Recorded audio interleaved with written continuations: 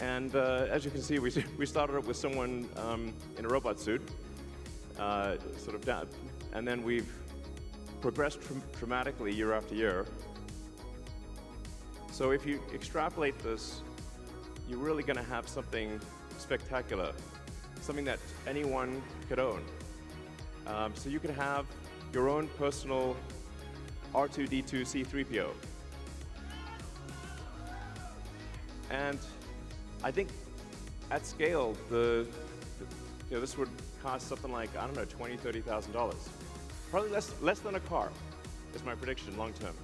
Now, it'll take us a minute to get to the long term, but fundamentally at scale, the Optimus robot, you should be able to buy an Optimus robot for, I think, probably $20,000 to $30,000 long term. So, and what can it do? It'll basically do anything you want. So it can be a teacher, babysit your kids, it can walk your dog, mow your lawn, get the groceries, just be your friend, serve drinks. Whatever you can think of, it will do. And yeah,